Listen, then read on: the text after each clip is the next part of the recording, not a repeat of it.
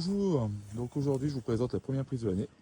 Cette ruchette piège avait été installée au-dessus de la cuve. Vous allez me dire mais pourquoi installer là? Parce que les dernières j'avais attrapé un essaim déjà au mois de juillet ici. Donc bon, je me suis dit pourquoi pas. Alors c'est un essaim qui venait pas de chez moi. Là on est sur l'abeille type noire. Les dernières c'était pareil. Cette année j'ai mis aucune ruche sur le terrain. Mais je sais qu'autour, il y a des apiculteurs, puis on a aussi des colonies qui sont dans les cheminées. Justement, il y a un voisin qui m'avait interpellé parce qu'il a une colonie dans son grenier et sur les abeilles type noir également. Donc voilà, il y a de la base. Après, c'est pas forcément ce qui m'intéresse, mais bon, autant l'attraper que la laisser vivoter dans un coin et ne pas passer l'hiver. Donc, au terrain ici, pour l'instant, je n'ai absolument rien installé. Il faut dire que dernier c'était un peu décevant, puis il y a 2 ans avec les frelons, c'était la catastrophe. Donc là, j'attends de réaménager le fond du terrain pour voir un petit peu combien de ruches je peux installer et si j'en installe à partir du mois de juin. Sinon, je vais vous présenter un petit peu là où j'ai positionné les différentes ruchettes. En fait, j'ai fait par rapport à mes prises les dernières.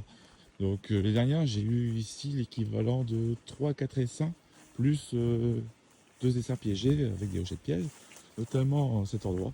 Donc j'avais installé une rochette ici et j'en ai remis une également. Donc rochette 6 cadres, c'est parfait. Donc là l'arbre est un endroit relativement stratégique. Là c'est pas gênant, il faut encore avoir un essaim, c'est pas sur le passage.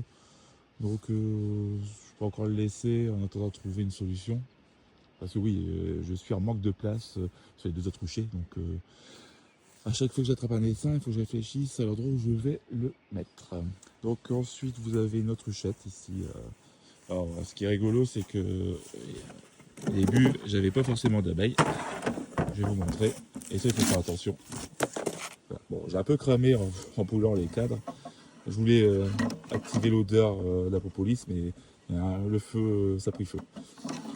Regardez ici, hop, je sais pas si vous voyez, là, tac, tac, tac, hop, hop, hop.